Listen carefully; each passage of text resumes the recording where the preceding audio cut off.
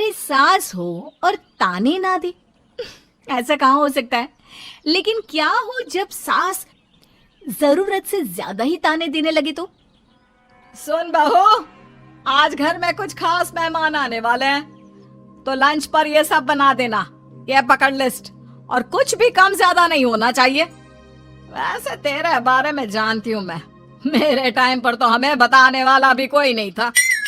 माँ जी, कितने लोग आ रहे हैं ये तो लिखा नहीं है।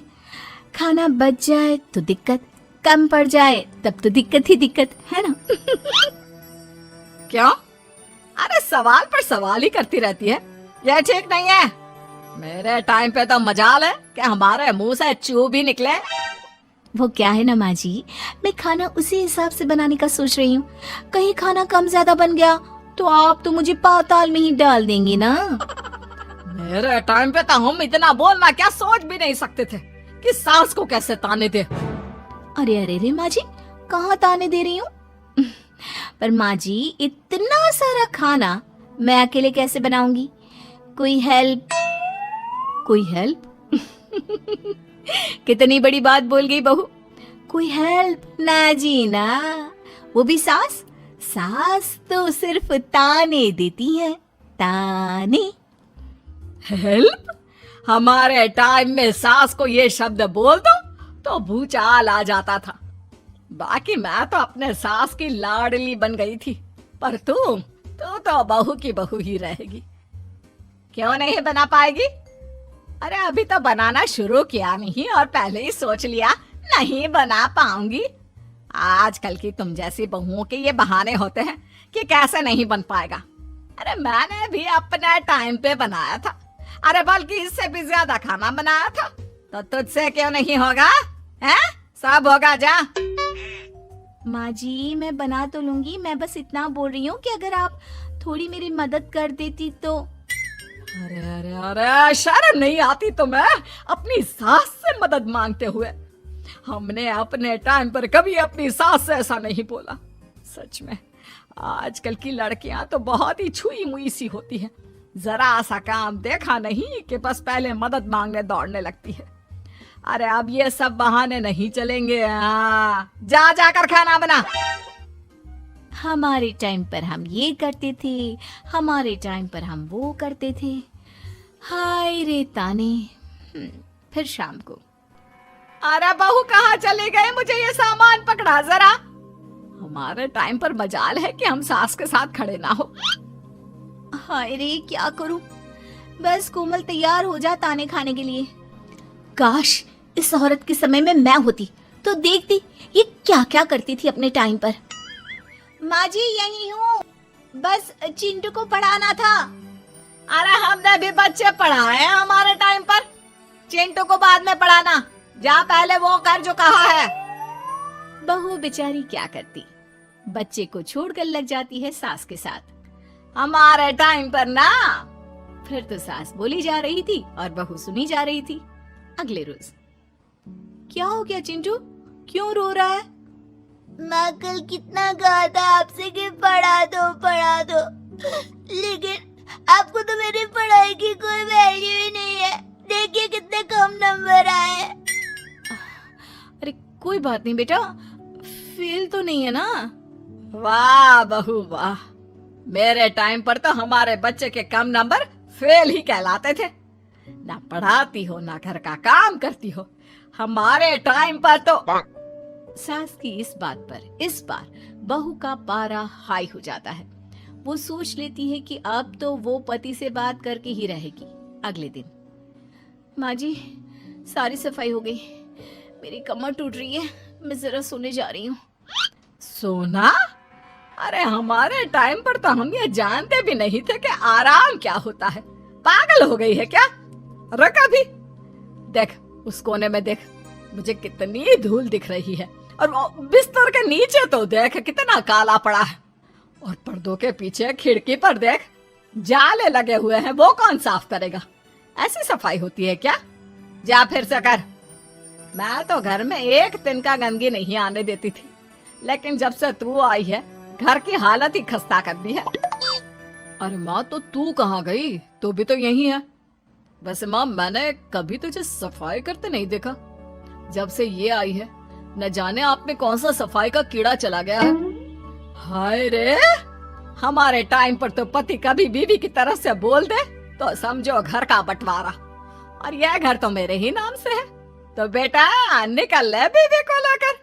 हमारे टाइम पर तो। अरे कैसी बात कर रही हो माँ, मैं तो बस मजाक कर रहा था। इतनी कम सैलरी में मैं कहाँ अलग रह सकता हूँ। माँ जी प्लीज, मैंने अभी पूरा घर साफ किया है और इन जालों को झाड़ूंगी तो फिर से पूरी गंदगी हो जाएगी। फिर से सारे घर के झाड़ू। ना माँ जी ना। हमारे टाइम पर तो मैं दिन में 10 बार झाड़ू लगाती थी। हमने नहीं किया है क्या? मायके से कोई तो संस्कार लेकर आई होगी ना तू बहू, क्या कुछ भी नहीं। तभी पति आ जाता है। बहू पति की तरफ देखती है कि शायद वो उसे उसकी माँ के प्रकोप से बचा सके, लेकिन नहीं, उल्टा उस दिन की माँ की डांट की बात से तो पति के तेवर ही बदल जाते हैं। देखो, माँ जो करती है करती रहो। माँ बड़ी है, जो कहती है सही तो कहती है। बस पति का ये कहना और बहू का पारा 7वें आसमान में। एक इनके भरोसे मैं सब सह रही थी, लेकिन आज तो इन्होंने मेरा ही साथ छोड़ दिया माँ के लिए। अब तो इन लोगों को सबक सिखाना ही होगा। फिर एक दिन, बहू ये कौन है और तुम्हारे साथ क्या कर रहा है? और ये हाथ, अरे हाथ छोड़ मेरी बहू का। कौन हो तुम? माँ जी वो कोई नहीं माँ जी, माफ कर दीजिए। बहू घबराने का नाटक करती है। अरे क्यों डर रही हो तुम? मैं हूं ना तुम्हारे साथ। आंटी जी, मैं इसका बॉयफ्रेंड हूँ और मैं इससे मिलना आया हूँ। कोई समस्या? बोलिए। बोलेंगी क्या? यही कि इनके टाइम पर तो इन्होंने न जाने कितने ही बॉयफ्रेंड बना बना कर छोड़ दिए हैं। क्यों माँ जी, यही कहने जा रही थी ना आप? अब क्या था, सास की बोलती बन। कैसे कहे कि उनके टाइम पर। बहू ये सब ठीक नहीं है। मेरे टाइम पर। हाँ हाँ आंटी जी, क्या आपके टाइम पर क्या? जरा हमें भी बताइए ना। अरे हमारे टाइम पर बॉयफ्रेंड कुछ नहीं होता था। सास की आंखों की शर्म होती थी। अरे पति के अलावा किसी और से बात भी नहीं करते थे हम लोग। ये क्या चल रहा है बहू? चल क्या रहा है आंटी? ये तो परेशान है आपके घर में आकर। आप हर बात पर इसे सुनाती रहती है, ताने बाने। अब इससे बर्दाश्त नहीं होते तो मैंने सोचा क्यों ना मैं इसे अपने ही घर ले जाऊं, कम से कम आराम से तो रहेगी। वाह रे, हमारे वक्त में तो ऐसा नहीं होता था कि सास के ताने बर्दाश्त नहीं तो किसी और के साथ चली जाओ। अब नहीं होता तो नहीं होता माँ जी। मैं भी तो कल को अपनी बहू को कुछ अपने वक्त की सुनाऊंगी ना, कि सास के ताने समझ में नहीं आ रहे थे अपने वक्त में, तो मैं अपने बॉयफ्रेंड के साथ चली गई। वाह, फिर तुम्हारी बहू को समझ में आएगा कि तुम कितनी मॉडर्न थी अपने वक्त में। अरे चुप, बिल्कुल चुप। क्या बकवास कर रहे हो तुम दोनों? तो क्या करे, पति को तो अपने घर की लालच दे रखी है, वो तो मेरे लिए बोलते नहीं, तो किसी के पास तो मैं रहूं ना शांति से। तभी पति आ जाता है। नहीं, दूसरा घर तो मैं ले सकता हूँ, लेकिन दूसरी बीवी नहीं। माँ वो कितने ताने सहेगी? मुझे मेरी गलती का एहसास हो गया है। चलो हम कहीं और रहेंगे। अरे नहीं, हमारे जमाने में। फिर माँ जी? मतलब मैं कैसे रहूंगी तुम लोगों के बिना? बहू मुझे माफ कर दे। ओके, कर दिया माफ। अच्छा ये तो बताओ कि ये लड़का कौन है? मैं इसकी मौसी का बेटा हूँ, मिलने आया था। अच्छा दीदी, बाय। समधी की शादी। इस कहानी की हीरोइन गंगा है, जो अपनी समधन की मौत के बाद अपने समधी के अकेलेपन को समझते हुए समधी की दूसरी शादी करवाती है। लेकिन उसकी बहू इस बात से बिल्कुल खुश नहीं होती। मुझे लगता है आपको शादी कर ही लेनी चाहिए। आपकी इस उम्र में ख्याल रखने वाला भी तो कोई होना चाहिए ना। वैसे भी आपकी इकलौती बेटी थी, वो भी हम ले गए। अरे इस उम्र में शादी, लोग क्या सोचेंगे और कैसी कैसी बातें बनाएंगे कि जिस उम्र में इसे अपने पोते पोते को गोद में खिलाना चाहिए, उस उम्र में ये शादी कर रहा है। ऊपर से नव्या क्या सोचेगी मेरे बारे में कि माँ को गए हुए 1 साल भी नहीं हुआ और पापा ने दूसरी शादी कर ली। मुझे नहीं लगता इस शादी से नव्या को कोई परेशानी होगी।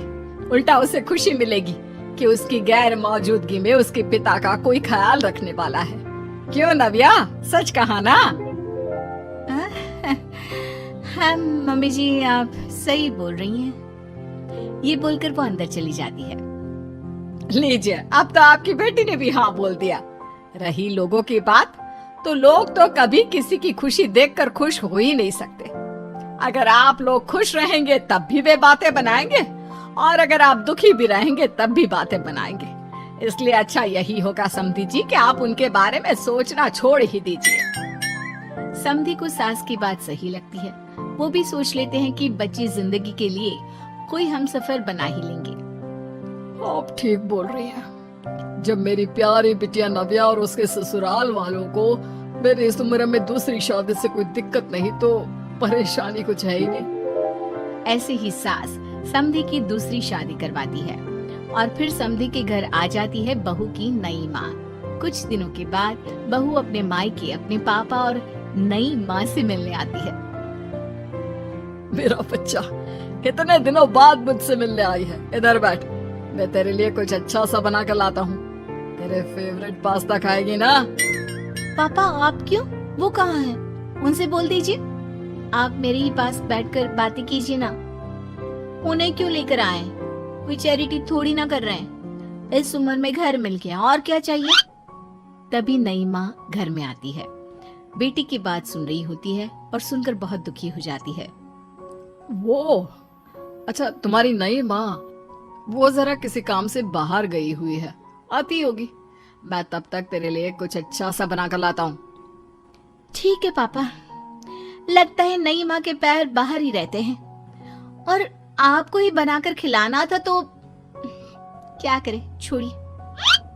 ये बोलकर वो घर में घूमने लगती है और चीजों को देखती है। इनको घर में आए हुए थोड़े दिन नहीं हुए और ये घूमने भी जाने लगी है, वो भी पापा को घर में अकेला छोड़कर। आने दो, एक बार इनकी खबर लेती हूँ। वैसे घर को तो बड़ा सजा कर संवार कर रखा है। चलो, ये तो खूबी है, कम से कम पापा को साफ घर का शौक भी है। इतने में नई माँ घर में आती है। अरे नव्या बेटा, तुमने पहले बताया होता तो मैं जल्दी घर आ जाती। तुम्हें नहीं पता मुझे तुमसे कितनी सारी बातें करनी है। कैसी हो बेटी? बेटी? हाँ, वैसे अब तो मैं आपकी बेटी हो ही गई हूँ, ना चाहते हुए भी। खैर, आप गई कहाँ थी? शादी हुए कुछ दिन भी नहीं हुए और आपने घूमने जाना भी शुरू कर दिया। पापा का ख्याल रखने के लिए शादी करवाई है आपकी, जानती है ना? नव्या, ये तुम क्या बोल रही हो? मैं कहीं घूमने नहीं बल्कि एक दोस्त से मिलने गई थी। उसकी तबीयत थोड़ी ठीक नहीं, इसलिए वो क्या है ना, शादी के चलते उससे मिलना नहीं हो पाया तो आज चली गई। अच्छा, वो भी पापा को यूं घर पे अकेला छोड़कर? आपके लिए आपका ये परिवार ज्यादा जरूरी है या आपकी दोस्त? देखिए, ये ठीक नहीं है। इतने में पिता आ जाते हैं। अच्छा, तुम आ गए। आओ, चलो तीनों मिलकर बैठ के खूब सारी बातें करते हैं। माँ कुछ नहीं कहती, चुपचाप अंदर चली जाती है। ऐसे ही बहू जब भी अपने मायके आती, अपनी नई माँ से ऐसे ही बात करती। नई माँ बहू के इस बर्ताव से परेशान होकर उसकी सास को बताती है। देखिए माना, वो बेटी है, लेकिन मैंने भी शादी की है। वो बेटी कम, सास सा व्यवहार ज्यादा करती है। अब छोटी है तो कुछ कहना ठीक नहीं लगता। बाकी शादी का रिश्ता लेकर तो आप आई थी, इसलिए आपको बता रही हूँ। मैं शादी करके बहुत पछता रही हूँ। अरे परेशान ना हो, मैं बहू से बात करती हूँ। तभी थोड़ी ही देर में बहू ससुराल आ जाती है। बहू कहाँ थी अब तक? तुम्हें पता है क्या टाइम हो रहा है? अब माँ जी, मैं अपनी एक सहेली से मिलने गई थी, और माँ जी अभी तो 7 बज रहे हैं। अरे इतना लेट कोई घर आने का टाइम है? आज के बाद 6 बजे के बाद तुम घर आई तो तुम्हें घर में एंट्री नहीं मिलेगी। सास बहू के साथ बिल्कुल वैसा ही व्यवहार करती है जैसा वो अपनी नई माँ के साथ कर रही होती है। न जाने माँ जी को क्या हो गया है। मैं कितनी खुश थी कि मायके जैसा ससुराल मिला है। सासू माँ इतनी अच्छी थी। फिर अगले रोज, बहू, मेरे बेटे को पौष्टिक खाना दिया कर।